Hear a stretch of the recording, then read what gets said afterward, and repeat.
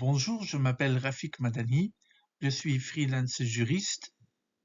J'accompagne des citoyens, des associations et des petites structures pour rendre le droit plus compréhensible et plus accessible. Dans cette présentation, je vous propose d'analyser et d'expliquer l'arrêt numéro 11/2026 de la Cour constitutionnelle en des termes clairs, sans jargon inutile. L'objectif est simple: vous aider à comprendre ce que la Cour a réellement décidé, mais aussi ce qu'elle n'a pas décidé, afin d'éviter les confusions et les interprétations hâtives. Il ne s'agit pas ici de prendre position politiquement, mais de donner des clés de lecture juridique pour que chacun puisse se faire sa propre opinion de manière informée et sereine. Cet arrêt concerne une demande de suspension en urgence contre la loi programme du 8 juillet 2025 qui réforme en profondeur le régime du chômage. La Cour ne juge pas encore ici si la loi est constitutionnelle sur le fond. Elle se limite à répondre à une question précise: faut-il bloquer immédiatement l'application de la loi dans l'attente d'un jugement définitif? Telle est la question. La loi contestée modifie la philosophie du chômage en Belgique en passant d'un système de protection durable à un système d'avantages conditionnés et limités dans le temps. Les requérants estiment que ce changement porte atteinte à des droits fondamentaux. L'État répond qu'il s'agit d'un choix politique relevant de sa compétence.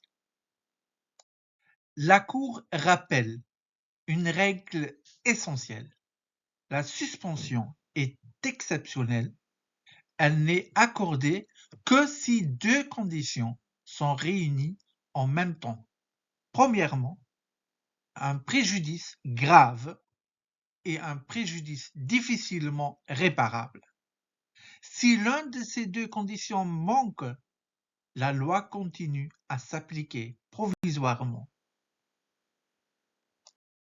D'un côté, des citoyens, syndicats et ONG qui contestent la réforme, de l'autre côté, le gouvernement qui défend la loi. La Cour constitutionnelle ne prend pas parti politiquement, elle agit comme juge constitutionnel, chargé uniquement de vérifier si les conditions juridiques de la suspension sont réunies. Les requérants présentent des situations humaines concrètes: étudiants, familles, personnes précarisées. La Cour ne nie pas la réalité sociale de ces situations, mais elle rappelle que l'émotion ou la difficulté personnelle ne suffisent pas en droit à justifier une suspension. Alors, la Cour distingue clairement deux choses: une situation difficile ou douloureuse et un préjudice juridiquement irréversible. Selon elle, la perte ou la réduction d'un revenu est grave, mais pas irréparable, si le droit permet ultérieurement une compensation ou une correction. Les ONG invoquent une atteinte au modèle social et à la dignité humaine. La Cour estime que ces arguments relèvent davantage du débat politique ou sociétal que du test juridique strict de la suspension. Elle exige un dommage personnel concret et immédiat. C'est un point central de l'arrêt. La Cour considère que même en cas de conséquences financières lourdes, une réparation ultérieure reste possible si la loi devait être annulée plus tard. Cela suffit à écarter l'urgence au sens constitutionnel. La Cour reconnaît que la situation de Chloé est fragile, mais elle estime que le droit ne permet pas de conclure à une impossibilité totale des réparations. La situation est jugée socialement préoccupante, mais juridiquement réversible. Même raisonnement pour les ménages. La Cour admet que la réforme peut entraîner des pertes importantes, mais elle considère que ces pertes ne franchissent pas le seuil juridique du préjudice irréparable exigé pour suspendre une loi. La Cour mentionne l'existence de mécanismes d'aide sociale comme le CPRS pour relativiser l'irréversibilité du dommage. Elle ne dit pas que ces mécanismes sont suffisants, idéaux, mais qu'ils existent juridiquement.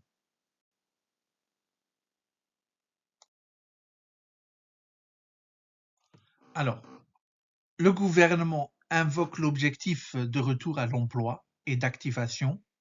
La Cour rappelle que la poursuite d'un objectif d'intérêt général est en principe légitime, même si son efficacité ou sa justice peut être discutée ultérieurement. La Cour reproche aux requérants de ne pas avoir démontré avec des preuves précises et individualisées que le préjudice serait irréversible. En matière de suspension, la charge de la preuve est particulièrement exigeante. La Cour rejette la demande de suspension. La loi continue donc à s'appliquer provisoirement. Cela ne signifie pas que la loi est constitutionnelle, mais seulement que les conditions de l'urgence ne sont pas remplies. La procédure en annulation se poursuit.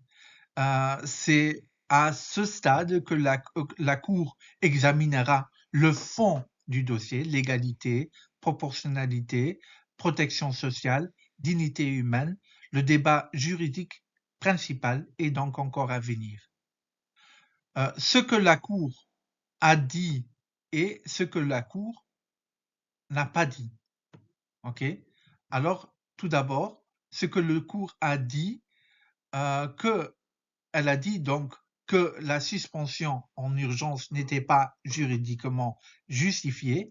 Elle a dit que les préjudices invoqués sont graves, mais réparables en droit. Elle a dit que le législateur dispose d'une marge d'appréciation en matière politique sociale.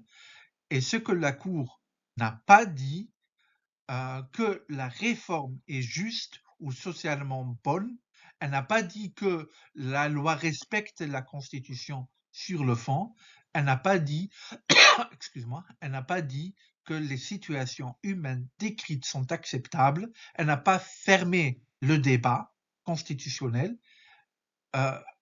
Cet arrêt, chers citoyens, cet arrêt ne valide pas la réforme du chômage. Elle dit uniquement: nous ne bloquons pas la loi maintenant, mais nous l'examinerons en profondeur plus tard. Le débat démocratique, juridique et citoyen reste donc pleinement ouvert. Merci pour votre attention.